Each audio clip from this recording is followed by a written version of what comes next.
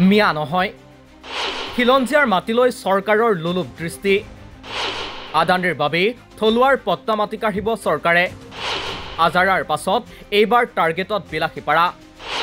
আৰু কিমান মাটি পালে মুখ ভৰিব আদানীৰ আৰু কিমান থলুৱাক উচ্ছেদ কৰিলে শান্তি পাব চৰকাৰে এয়া বুধবাৰৰ নিশাৰ দৃশ্য চৰকাৰৰ এখন জাননীৰ পাছত এইদৰে ৰাতিয়ে ওলাই আহিছে বিলাসীপাৰাৰ জনসাধাৰণ আজাৰাৰ দৰে বিলাসীপাৰাৰ লোকসকলৰো পট্টা মাটি কাঢ়ি ল'বলৈ আগবাঢ়িছে চৰকাৰ উদ্দেশ্য একেই আদানীক মাটি গোটোৱা কিন্তু বিলাসীপাৰাত এৰচিটি নহয় আদানীয়ে স্থাপন কৰিব তাপবিদ্যুৎ প্ৰকল্প তাৰ বাবে প্ৰয়োজন হ'ব হাজাৰ হাজাৰ বিঘা ভূমি ইতিমধ্যে অঞ্চলটোত চৰকাৰী ভূমিত বাস কৰি থকা লোকসকলক চৰকাৰে উচ্ছেদ কৰিছে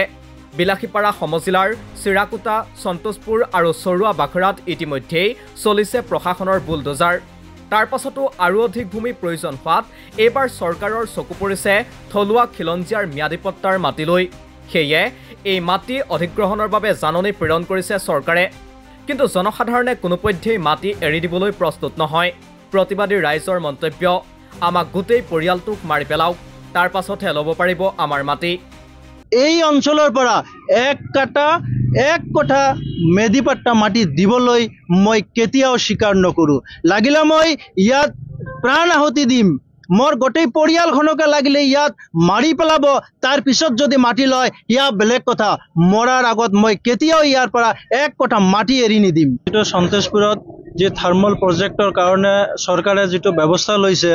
ইয়াত যিখিনি উচ্ছেদ কৰিলে তো কৰিলে কিন্তু এই ক্ষেত্ৰত মই ক'ব বিচাৰিছোঁ যে আমি চিৰাকুটাৰ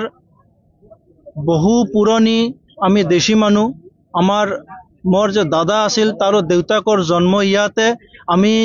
যদি হিচাপ কৰিবলৈ যোৱা হয় 100 বছৰতকৈ অধিক কালৰ পৰা আমি ইয়াতে আছোঁ আমাৰ লেগেসি ডাটাও যদি আজিৰ দিনত পৰীক্ষা কৰি চোৱা হয় আমাৰ লেগেসি ডাটা ইয়াৰে আছে আমি ইয়াৰে মানুহ কিন্তু এইখিনিতে আমি এতিয়া দেখা গৈছে চৰকাৰে যিখন চৰকাৰে এই কেইদিনমান আগতে যে কৈছিল যে আমি খিলঞ্জীয়া তথা ভূমিপুত্ৰ মানুহবিলাকৰ তেনেকুৱা ভূমি অধিগ্ৰহণ নকৰোঁ তেখেত যাতে এইবিলাক লৈ শংকিত নহয় এই ক্ষেত্ৰত আমি যি দেখা পাইছোঁ আমাৰ দেশী মানুহখিনিক উচ্ছেদৰ জাননী দি আমাৰ মাজত ত্ৰাস সৃষ্টি কৰিছে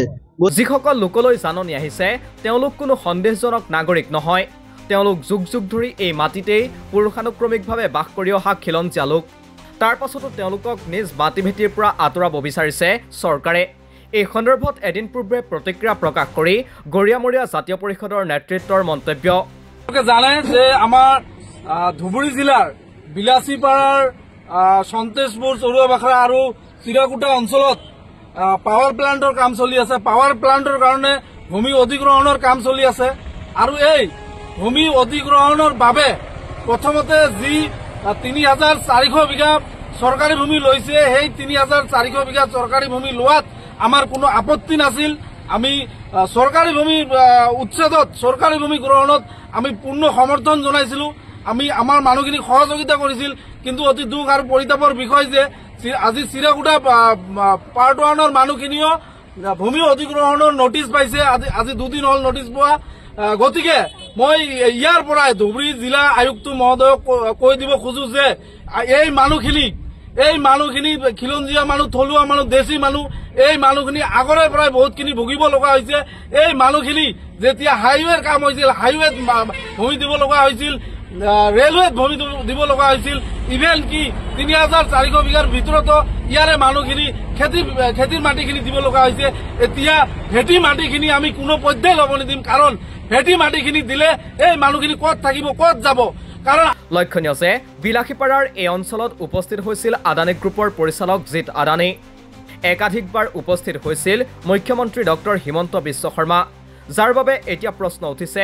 আদানীক আৰু কিমান মাটিৰ প্ৰয়োজন অসমত